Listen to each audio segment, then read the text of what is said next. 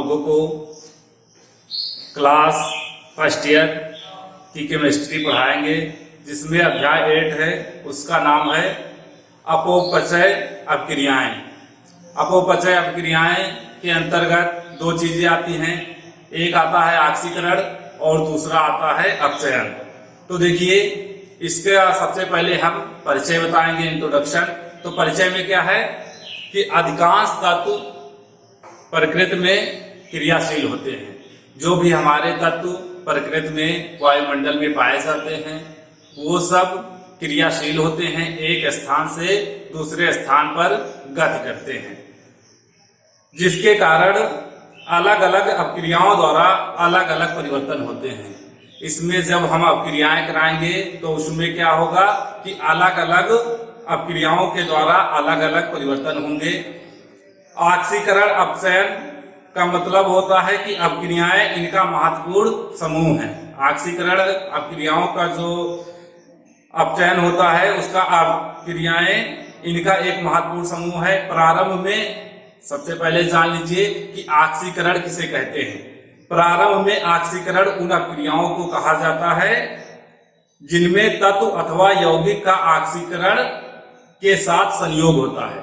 जिन तत्व या यौगिक में ऑक्सीजन जुड़ता है उसे ऑक्सीकरण कहते हैं। साधारण शब्दों में आप समझ लीजिए कि ऑक्सीकरण उन अपक्रियाओं को कहा जाता है जिसमें ऑक्सीजन जुड़ता है। अगर किसी अपक्रिया में ऑक्सीजन जुड़ रहा है तो वो अपक्रिया कौन सी कहलाएगी? ऑक्सीकरण अपक्रिया कहलाएगी। फिर इसके आगे है तथा अपचयन किसे कहते हैं। अब बात आती है कि अपचयन अपक्रियाएं किसे कहते हैं। तो अपचयन उन अपक्रियाओं को कहा जाता है जिनमें तत्व अथवा यौगिक का हाइड्रोजन के साथ संयोग होता है। जिन तत्वों में हाइड्रोजन जुड़ता है उसे अपचयन कहेंगे। कहने का मतलब हुआ कि ऑक्सीकरण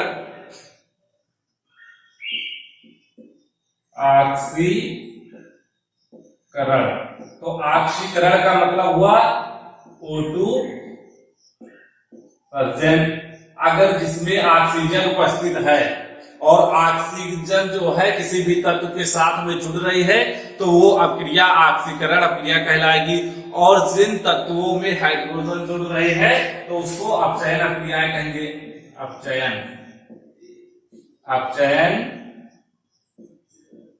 अपक्रियाएं। अपचयन अपक्रियाओं में क्या होता है कि किसी भी तत्व या यौगिक के साथ में हाइड्रोजन प्रेजेंट होता है। तो ये हुआ इंट्रोडक्शन, आपका परिचय हो गया। अब हम आपको आगे बताएंगे ऑक्सीकरण अपक्रिया के बारे में। तो ऑक्सीकरण अपक्रिया के बारे में डिटेल से जान लीजिए। ये हो गया ऑक्सीकरण अपक्रियाएं। ऑक्सीकरण अपक्रियाएं हो गई, और जिसको इंग्लिश में ऑक्सीडेशन बोलते हैं। ऑक्सीडेशन OXI ऑक्सीडेशन, ये हो गया। तो ऑक्सीकरण जैसे हम पहले ही बता चुके हैं कि जिन अपक्रियाओं में, फिर से समझ लीजिए, जिन अपक्रियाओं में ऑक्सीजन किसी तत्व या यौगिक के साथ में जुड़ती है उसे हम ऑक्सीकरण या फिर ऑक्सीडेशन अपक्रिया कहेंगे। उसके बाद में सबसे पहला पॉइंट है ऑक्सीजन से संयोग। ऑक्सीजन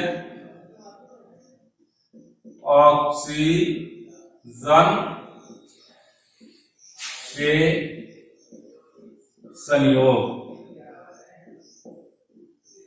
इसमें कोई भी तत्व या यौगिक होगा उसमें ऑक्सीजन जो है वो जुड़ेगी। फॉर एग्जाम्पल के लिए आप समझ लीजिए, एग्जाम्पल के लिए हम बता रहे हैं, ये है पहला पॉइंट। इसमें क्या होगा कि C+O2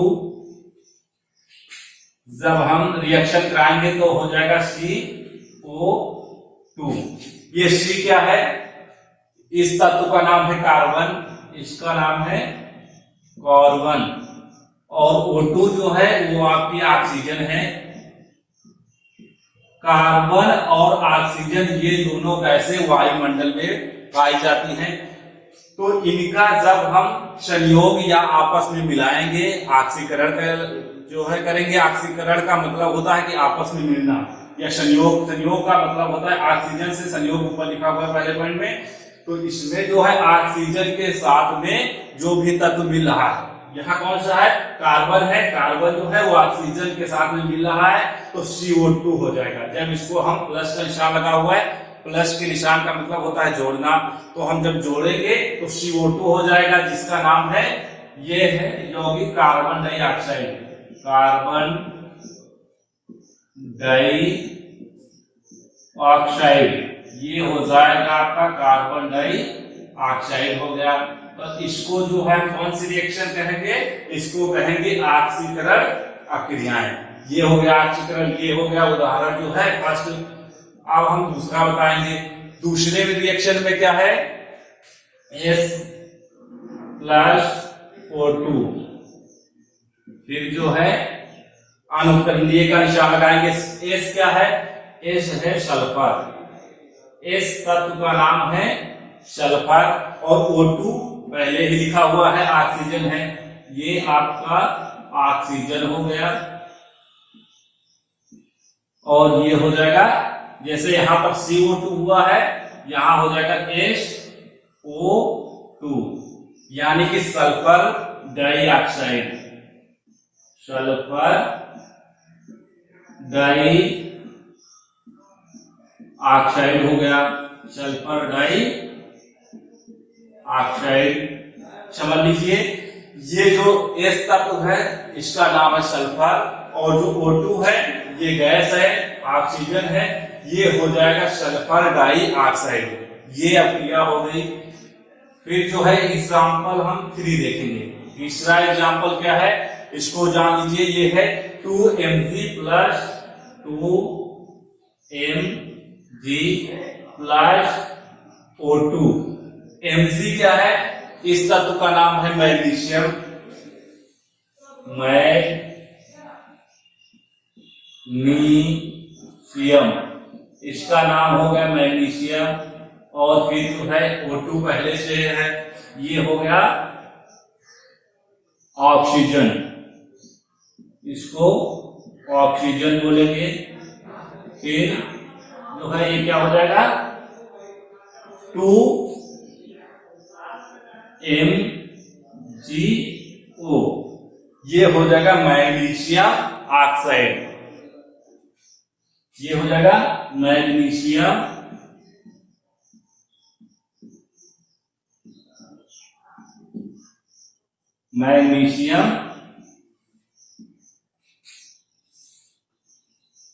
हाइड्रोक्साइड, मैग्नीशियम हाइड्रोक्साइड,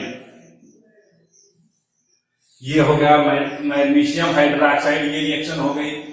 तो ये तीनों जो भी एग्जाम्पल हैं, 1 2 3, ये सब हैं ऑक्सीकरण से संयोग के उदाहरण हो गए। फिर इसके बाद में आगे समझ लीजिए कि जो भी है ये तत्व, जैसे कार्बन है, सल्फर है, मैग्नीशियम है, इन सबको जलाने पर ऑक्साइड प्राप्त होता है। जो भी ये तीनों तत्व हैं, इनको हम अगर ऑक्सीजन की उपस्थिति में जलाएंगे तो ऑक्साइड प्राप्त होगा। जैसे कार्बन को ऑक्सीजन की उपस्थिति में जलाते हैं, कार्बन डाइऑक्साइड प्राप्त होती है, जो एक विषैली गैस है।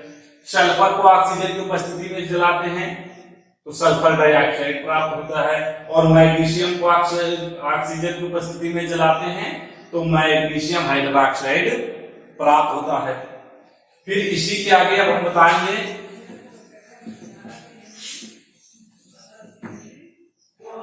ये हो गया ऑक्सीकरण अक्रियाएं। उसके बाद में हम बताएंगे किसी ऋण विद्युतीय तत्व से संयोग, किसी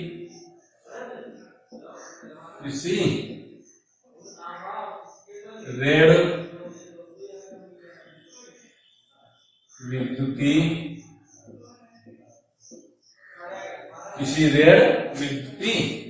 तत्व से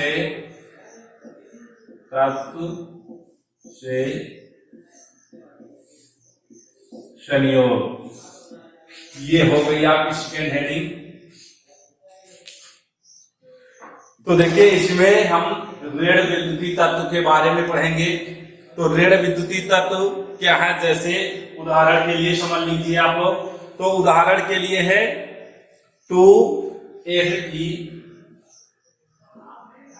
2Fe ये हो गया एग्जांपल फर्स्ट हो गया। 2Fe प्लस का निशान लगाएंगे और हो जाएगा 3Cl2 अणु उत्क्रमणीय का जो है ये निशान है, तो ये हो जाएगा 2Fe हो गया ये, और हो जाएगा Cl3। ये रिएक्शन बैलेंस हो गई। रिएक्शन बैलेंस करना हम यहीं पर आपको बता देते हैं, रिएक्शन कैसे बैलेंस की जाती है। देखिए ये 2Fe है, यहां पर भी 2Fe है, और यहां पर है 3Cl2 यानी क्लोरीन जो है वो आपके 6 है, यहां पर 3 दूनी 6, तो ये हो जाएगा 3 दूनी 6। इस प्रकार से रिएक्शन जो है आपकी बैलेंस होती है। तो ये रिएक्शन बैलेंस है। यहाँ पर क्या है, Fe आयरन, जिसको फेरस या फिर जो है आयरन कहते हैं। तो ये हो गया फेरस हो गया, और फिर ये जो है Cl2 है ये क्लोरीन है, तो ये हो जाएगा फेरस क्लोराइड। ये हो जाएगा फेरस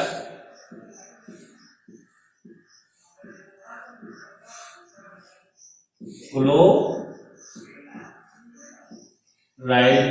इस प्रकार से ये हो गया ऋण विद्युतीय तत्व से संयोग।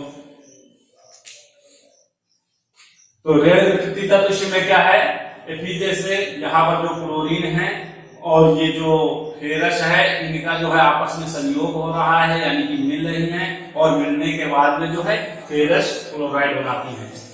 ये हो जाएगा आपका क्लोरीन हो जाएगा, और ये फेरस हो जाएगा फेरस। ये एग्जाम्पल फर्स्ट हो गया। तो इसमें क्या हो रहा है, जो Fe है फेरस या फिर जो है आयरन, इसको आयरन बोलते हैं, ये आयरन हो गया, और ये जो Cl2 है ये क्लोरीन है। तो आयरन और क्लोरीन मिल करके फेरस क्लोराइड या फिर आयरन क्लोराइड बनाते हैं। ये हो जाएगा आयरन क्लोराइड बनाते हैं। ये एग्जाम्पल फर्स्ट हो गया आपका। अब हम जो है सेकेंड बताएंगे। सेकेंड में क्या है समझ लीजिए, 2Sb प्लस 2Sb प्लस हो गया 3Cl2। जब ये हम रिएक्शन कराएंगे तो इसमें क्या हो जाएगा, 2SbCl3। पहले Sb का नाम जान लीजिए। Sb का नाम है एंटीमनी। एंटीमनी ये हो जाएगा एंटीमनी। और इसको ऊपर वाला समझ लीजिए, इसको हम एक चीज और कह सकते हैं, इसको हम कह सकते हैं फेरिक क्लोराइड। इसका नाम क्या हो जाएगा, इसका नाम हो जाएगा फेरिक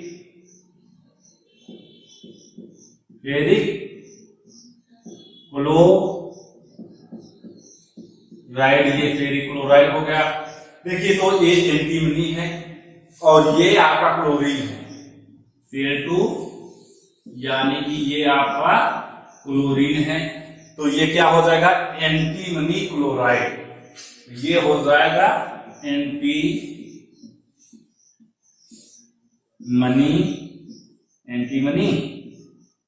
क्लोराइड। ये हो गया। देखिए 2Sb का नाम है एंटीमनी, और Cl2 क्या है, क्लोरीन है। तो ये यहाँ पर हो जाएगा एंटीमनी क्लोराइड। ये आपका एग्जाम्पल जो है ये सेकंड हो गया। अब हम आपको थर्ड एग्जाम्पल के बारे में बताएंगे। थर्ड एग्जाम्पल क्या है, SnCl2, फिर प्लस का निशान लगाएंगे, उसके बाद में है Cl2, SnCl2, और फिर जो हो जाएगा और Cl2 यहाँ है, Cl2 यहाँ है, जुड़ करके Cl4 हो जाएगा, Cl4। SN क्या है? ये एस्टैनिक है, इसका नाम है, SN का नाम है एस्टैनिक। और फिर ये क्लोरीन है ही, क्लोरीन, तो ये हो जाएगा एस्टैनिक क्लोराइड। जैसे यहाँ पर फेरिक क्लोराइड और फिर जो है एंटीमनी क्लोराइड, तो ऐसे हो जाएगा एस्टैनिक क्लोराइड। तो यहां हम लिख देंगे एस्टैनिक क्लोराइड। तो ये आपका किसी ऋण विकृति तत्व के साथ संयोग, ये आपका पूरा होता है। Fe आयरन है, जिससे समझा दे रहे हैं, और यहाँ पर Cl2 जो है वो क्लोरीन है, तो क्या हो जाएगा? फेरिक क्लोराइड हो जाएगा। देख लीजिए, आयरन और क्लोरीन आपस में संयोग करके क्या बना रहे हैं? फेरिक क्लोराइड बना रहे हैं। उसके बाद में Sb जो एंटीमनी है आपका, और क्लोरीन जो गैस है वो मिलकर के एंटीमनी क्लोराइड बना रहे हैं। फिर इसी के साथ Sn जो है आपका एस्टैनिक है, और Cl2 जो क्लोरीन है, तो एस्टैनिक क्लोराइड बना रहे हैं। अब हम आपको आगे पढ़ाएंगे हाइड्रोजन का निष्कासन। आगे बता रहे हैं हाइड्रोजन का निष्कासन, यानी हाइड्रोजन का निष्कासन कैसे करते हैं, तो वो यहां बताने जा रहे हैं। ये हेडिंग हो जाए आपकी हाइड्रोजन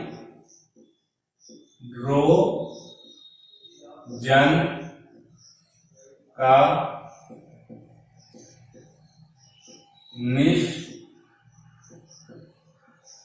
निष्कासन। ये हो गया हाइड्रोजन का निष्कासन, आपकी हेडिंग हो गई। तो देखिए, हाइड्रोजन के निष्कासन को हम उदाहरण के द्वारा आपको समझाएंगे। तो इसमें क्या होता है, सबसे पहले एग्जाम्पल है, ये हो गया एग्जाम्पल आपका फर्स्ट हो गया हाइड्रोजन के निष्कासन में। तो ZM प्लस का निशान लगाएंगे रिएक्शन कराने में, 2HCl, ये किसमें होगा? ये होगा तन में।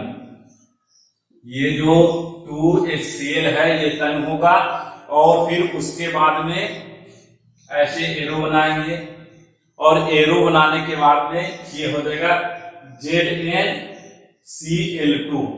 क्यों?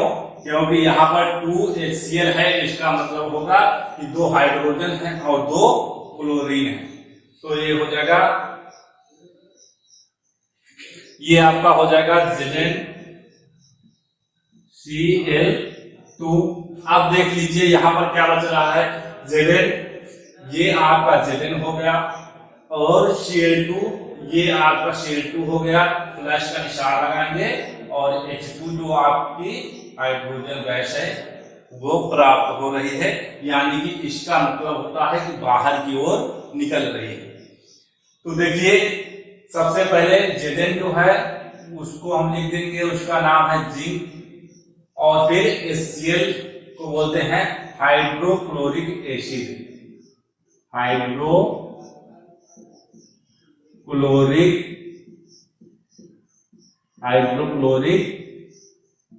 एसिड हो गया,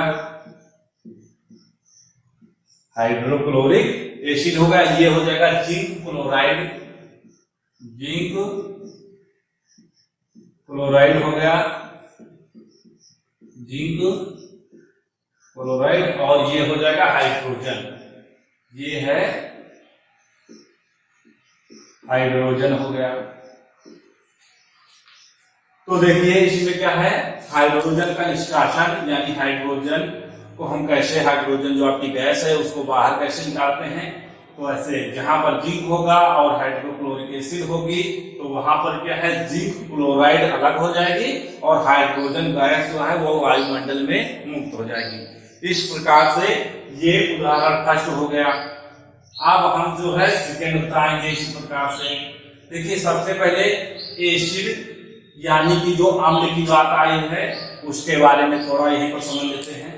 देखिए, आप लोग जो है हाइड्रोजन और एसिड के बारे में फर्स्ट ईयर में अभी पढ़ा रहे हैं। इससे पहले आप लोग 10th में पढ़ चुके हैं।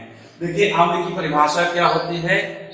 अम्ल जो है स्वाद में खट्टे होते हैं, ये नीले लेटमस पेपर को लाल कर देते हैं और रिएक्शन कराने पर H+ आयन देते हैं।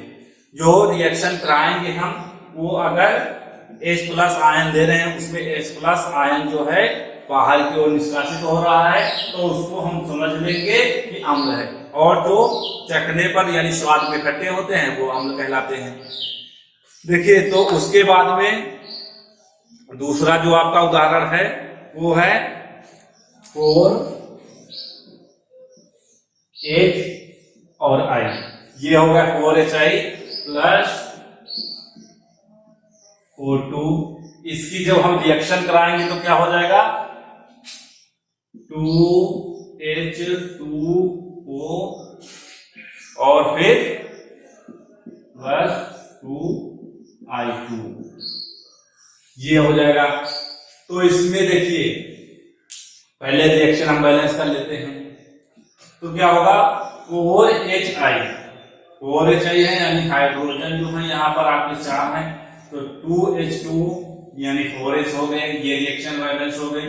और हाइड्रोजन यानी ऑक्सीजन यहाँ पर 2 हैं आपके, तो ये 2 जो है ऑक्सीजन हो गए। और I कितने हैं 4 हैं, तो 2 दूनी 4, इस प्रकार से हो गया। तो जब हम हाइड्रोजन आयोडीन है, ये I जो है आयोडीन है, तो यहाँ पर होगा हाइड्रोजन आयोडाइड। जब हम हाइड्रोजन आयोडाइड को ऑक्सीजन की उपस्थिति में अपक्रिया कराएंगे तो ये 2H2O यानी जल प्राप्त होगा। और जल प्राप्त होने के बाद में जो आयोडीन है वो वायुमंडल में निष्कासित हो जाएगी। उसी प्रकार से अगला है यहां पर तीसरा उदाहरण होगा। तीसरे में क्या है कि H2S और फिर यहां पर प्लस का निशान लगाएंगे और होगा I2।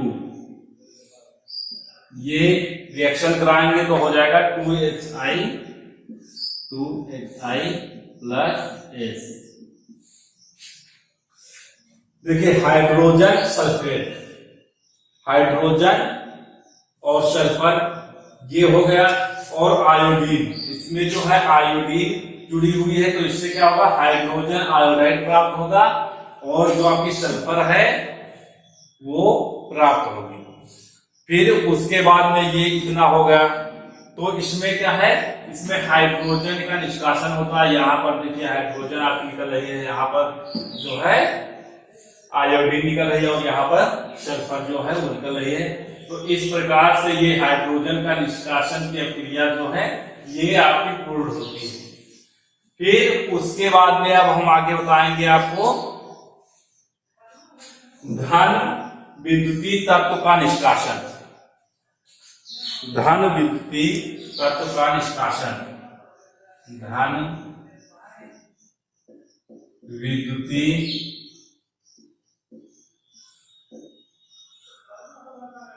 तत्व का निष्कासन।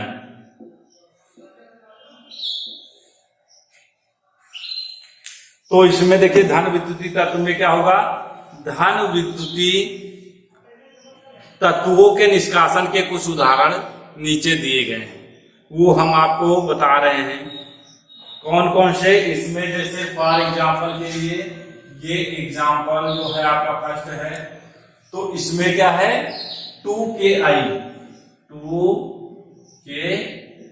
है और फिर उसके बाद में प्लस का निशान लगाएंगे, H2O2 हो जाएगा और ये एरो बनाएंगे। उसके बाद में क्या होगा 2KOS प्लस I2, ये हो जाएगा। तो इसमें देखिए समझ लीजिए सबसे पहले आप लोग, इसमें क्या हो रहा है पोटेशियम आयोडाइड, इसका क्या नाम है पोटेशियम आयोडाइड, इसका नाम हो गया पोटेशियम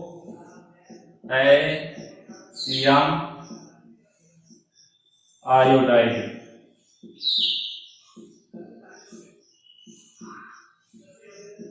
और ये हो जाएगा hydrogen peroxide, hydrogen peroxide, hydrogen peroxide ये हो जाएगा। तो जब हम पोटेशियम आयोडाइड को हाइड्रोजन पेरोक्साइड से रिएक्शन कराएंगे तो ये 2KOS यानी पोटेशियम हाइड्रोक्साइड इसको बोलते हैं, ये हो जाएगा पोटेशियम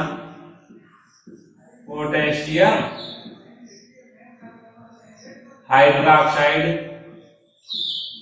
पोटेशियम हाइड्रोक्साइड प्राप्त होगा। और जो आयोडीन है वो वायुमंडल में मुक्त हो जाएगी, यानी कि वो आयोडीन गैस जो है वायुमंडल में चली जाएगी।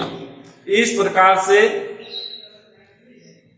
जो है क्या होगा कि पोटेशियम से धन विद्युतीय तत्व जो होंगे उनका निष्कासन होगा।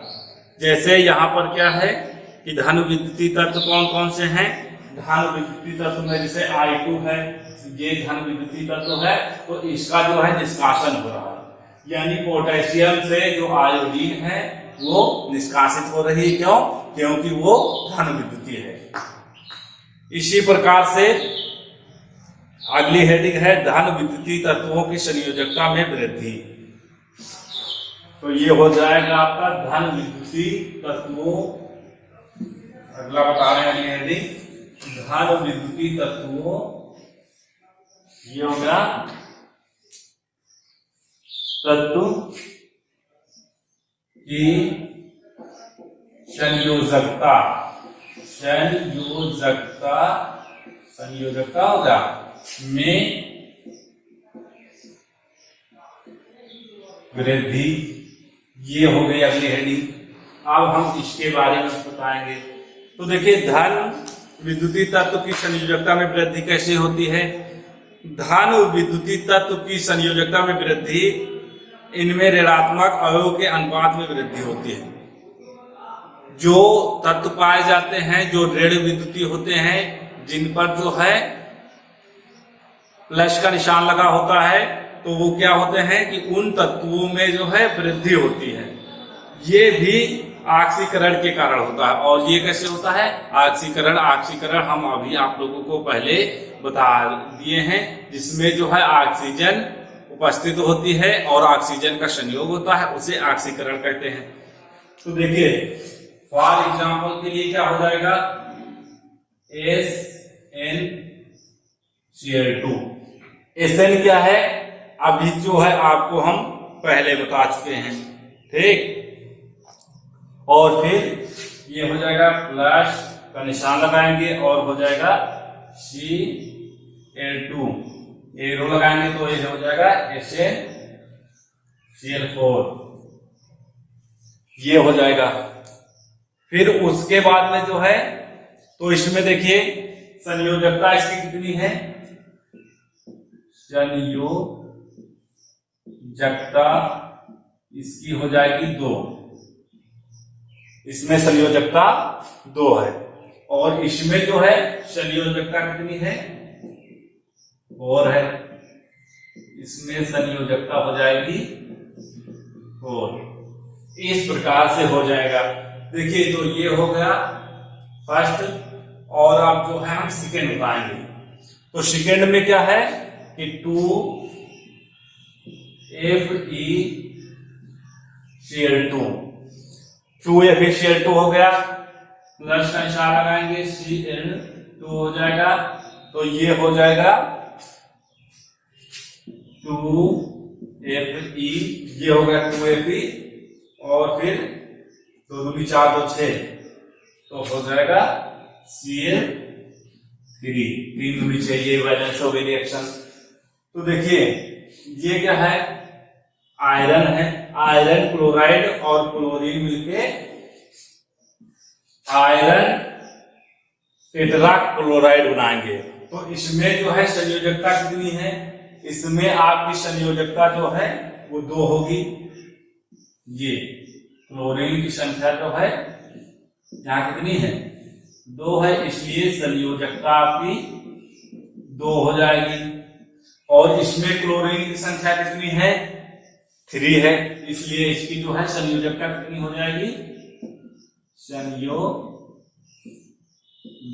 इसकी 3 हो जाएगी।